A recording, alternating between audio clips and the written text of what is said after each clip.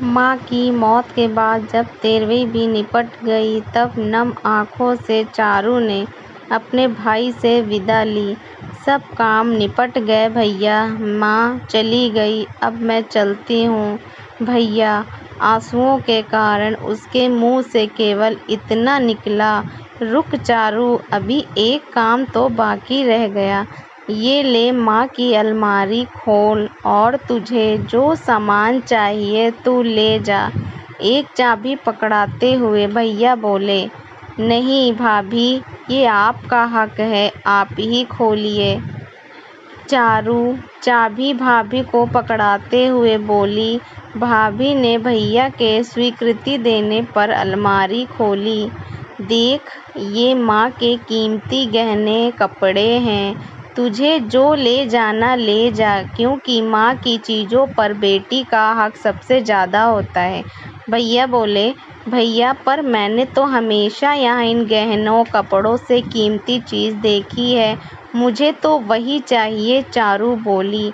चारू, हमने माँ की अलमारी को हाथ तक नहीं लगाया, जो है तेरे सामने है, तू किस कीमती चीज़ की बात कर रही है। भैया बोले, भैया इन गहने कपड़ों पर तो भाभी का हक है, क्योंकि उन्होंने माँ की सेवा बहू नहीं बेटी बनकर की है।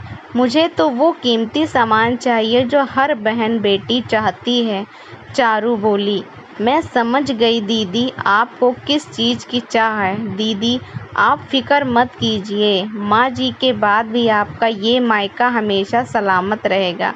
पर फिर भी माँ जी की निशानी समझ कुछ तो ले लीजिए, भाभी भरी आंखों से बोली तो चारू रोते हुए उनके गले लग गई। भाभी, जब मेरा मायका सलामत है मेरे भाई भाभी के रूप में, फिर मुझे किसी निशानी की ज़रूरत नहीं।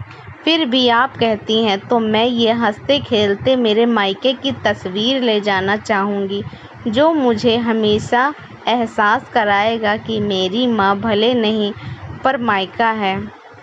चारू पूरे परिवार की तस्वीर उठाते हुए बोली और नम आंखों से विदा ली। सबसे इस कहानी का उद्देश्य है, अगर ननंद भाभी की और भाभी ननंद के साथ दे तो कभी किसी लड़की का मायका नहीं खोएगा। अपनी भाभी भैया को कोई इतना ही इज्जत दीजिए जितना कि आप अपने माँ बाप को देते हैं, क्योंकि माँ बाप के जाने के बाद हमारा मायका भैया भाभी से ही होता है।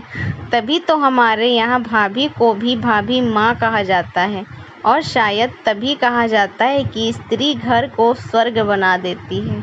हर बेटी मेरी। अगर यह कहानी अच्छी लगे तो लाइक शेयर